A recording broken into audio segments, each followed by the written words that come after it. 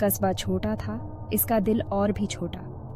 हर कोई हर किसी को जानता था। उनकी कहानियां इस जगह की बुनावट में बुनी हुई थीं।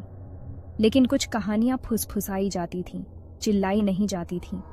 ये कहानियां थीं सुधार भवन की, पहाड़ी पर स्थित पुराने अस्पताल की। ये कस्बे को निहारता हुआ एक मूक प्रहरी की तरह खड़ा था। स्थानीय लोग इसके वृद्ध दीवारों के भीतर अजीब घटनाओं की बात करते थे। वे हवा में बहती फुसफुसाहटों की बात करते थे, दुख, दर्द और डर की फुसफुसाहटें। अस्पताल की एक प्रतिष्ठा थी। ये एक उपचार का स्थान था, हाँ, लेकिन यह भी एक जगह थी जहां परछाइयां ठहरती थीं। कुछ कहते थे कि मरीज कभी वास्तव में नहीं जाते थे। उनकी आत्माएं फंसी हुई गलियारों में भटकती थीं। ये सिर्फ कहानियां थीं, लोग कहते थे, सिर्फ एक अंधविश्वासी कस्बे की बकवास। लेकिन यहाँ तक कि संशयवादी भी अंधेरे के बाद अस्पताल से बचते थे, क्योंकि अंधेरे में फुसफुसाहटें सबसे तेज होती थीं। विनोद ने स्टीयरिंग व्हील को कसकर पकड़ा। उसकी उंगलियां सफेद हो गई थीं। उसने कहानियां सुनी थीं, जाहिर है किसने नहीं सुनी थीं, लेकिन उसने कभी उन पर ज्यादा ध्यान नहीं दिया। अब सुधार भवन की विशाल संरचना का सामना करते हुए उसे अपनी रीढ़ में एक सिहरन महसूस हुई। वह परेशान था। उसकी माँ, उसका एकमात्र परिवार, बीमार थी। स्थानीय डॉक्टर ने साफ साफ कह दिया था, उसे स्पेशल केयर की जरूरत है। उसने कहा था। उसका चेहरा गंभीर था।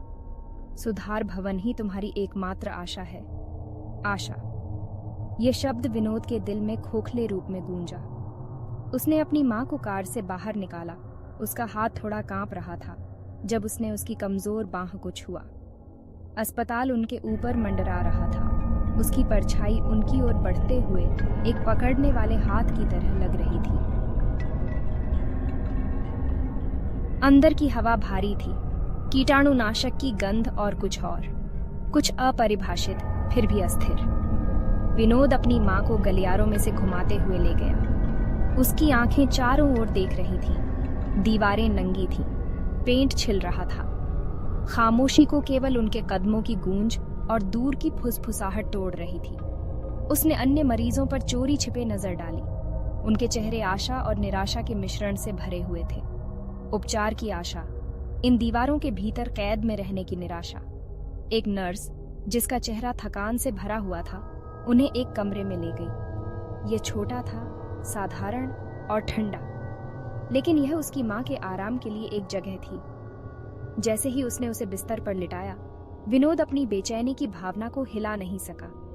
ऐसा लग रहा था जैसे सुधार भवन की दीवारें उसे देख रही थीं, उसका न्याय कर रही थीं। पहले कुछ दिन चिंता और थकावट में धुंधले हो गए। विनोद मुश्किल से अपनी माँ की बगल से हटता था। डॉक्टर चुप थे, उनके चेहरे कुछ नहीं बताते थे। एक शाम, जब संध्या का आकाश नारंगी और बैंगनी रंगों में रंगा हुआ था, विनोद अपनी माँ के कमरे से बाहर निकला। उसे एक ब्रेक की जरूरत थी, ताजी हवा में सांस लेने की, अस्पताल के दबावपूर्ण माहौल से बचने की। गलियारा सुनसान था, केवल एक झिलमिलाती हुई बल्ब की रोशनी थी। परछाइयां दीवारों पर नाच रही थीं, भयावह आकार ले रही थीं। विनोद गलियारे के अंत में खिड़की की ओर चला, बाहर की दुनिया के वादे से आकर्षित। जैसे ही वह खिड़की के पास पहुंचा, उसने सुना एक मध्यम आवाज, जैसे कोई बच्चा रो रहा हो। वह रुक गया। उसका दिल उसकी छाती में जोर से धड़कने लगा। आवाज गलियारे के आखिरी कमरे से आ रही थी, एक कमरा जिसका दरवाजा थोड़ा खुला था। विनोद के मन में उत्सुकता और डर के बीच जंग छिड़ गई। वह एक कदम और पास बढ़ा, फिर दूसरा। हवा ठंडी हो गई, खामोशी और गहरी। वह दरवाजे पर पहुंचा और अंदर झांका। कमरा खाली था, बिस्तर साफ सुथरा बिछा हुआ था। चांदनी खिड़की से अंदर आ रही थी और फर्श पर लंबी भयानक परछाइयां बना रही थी। रोना बंद हो गया था। विनोद की रीढ़ की हड्डी में एक सिहरन दौड़ गई। वह निश्चित था कि उसने कुछ सुना था। वह मुड़ने ही वाला था कि तभी उसकी नजर फर्श पर पड़ी। एक छोटी लाल गेंद ये कमरे के बीच में ऐसे पड़ी थी जैसे किसी का इंतजार कर रही हो कि कोई उसे उठाकर फेंके, लेकिन वहां कोई नहीं था। विनोद अपनी माँ के कमरे में वापस भागा उसका दिमाग तेजी से दौड़ रहा था। उसने खुद से कहा कि यह उसकी कल्पना थी। तनाव, नींद की कमी, ये सब उस पर हावी हो रहा था, लेकिन गहराई से वह इस भावना को दूर नहीं कर सका कि कुछ गड़बड़ है। उस रात जब वह अपनी माँ के बिस्तर के पास बैठा था, रोशनी टिमटिमा गई। कमरे में परछाइयां और भी भयानक रूप से नाचने लगी।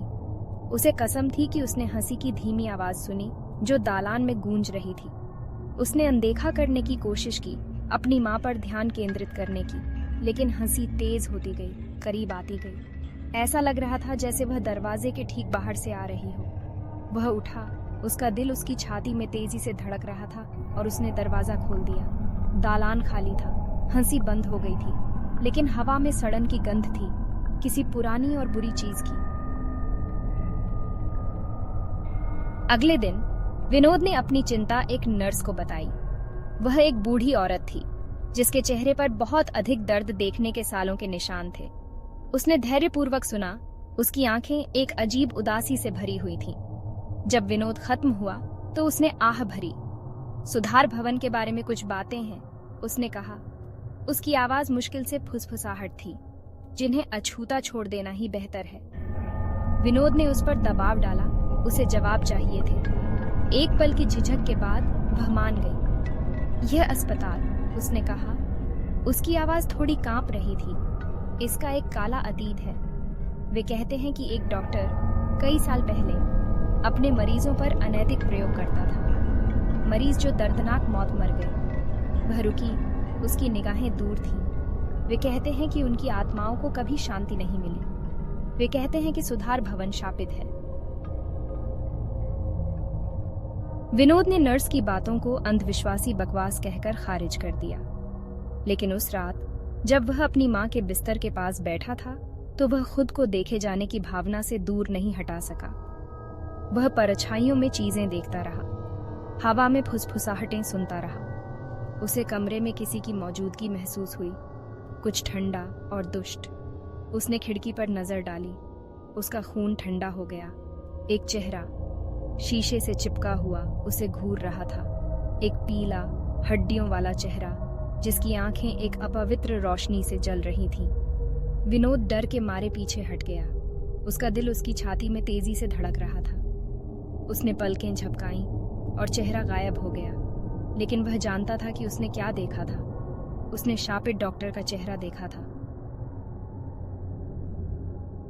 डर और अपनी मां की रक्षा करने की सख्त जरूरत से प्रेरित होकर विनोद उस नर्स को ढूंढने निकला।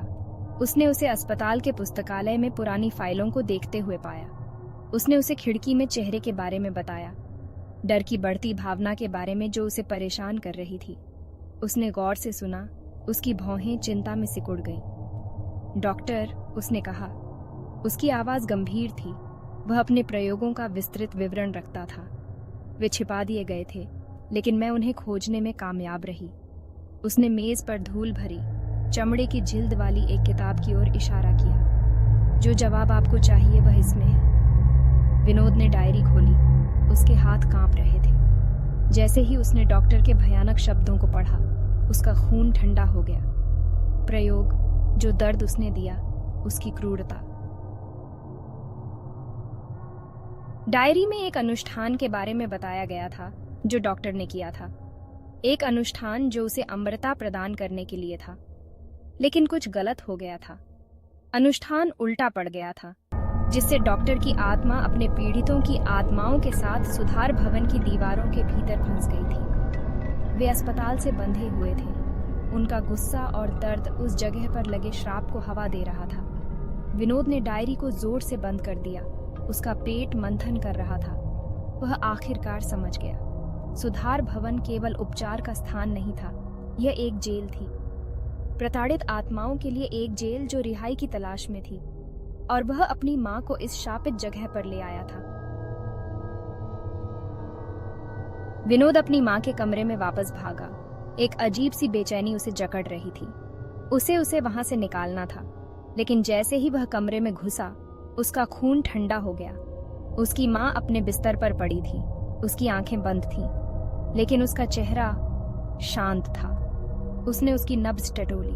कुछ नहीं, वह जा चुकी थी। धुह की एक लहर ने उसे अपनी चपेट में ले लिया, उसे डुबोने की धमकी दी। लेकिन अपने दुख में भी वह इस भावना को दूर नहीं कर सका कि कुछ गड़बड़ है। उसकी माँ की मृत्यु बहुत अचानक हुई थी, बहुत आसान। जैसे ही उसने उसके बेजान चेहरे को देखा, उसके दिमाग में एक भयानक विचार ने जड़ें जमा ली। क्या होगा अगर उसकी माँ उसकी बीमारी के कारण नहीं मरी थी? क्या होगा अगर उसे सुधार भवन के श्राप ने अपने चंगुल में ले लिया था? सवाल हवा में लटका हुआ था, अनुत्तरित, क्योंकि अस्पताल पहाड़ी पर खामोश खड़ा था। उसकी परछाई नीचे शहर की ओर फैली हुई थी। ये फुसफुसाहटों, परछाइयों, डर की जगह बना रहेगा, क्योंकि कुछ जख्म ऐसे होते हैं जिन्हें वक्त भी नहीं भर सकता।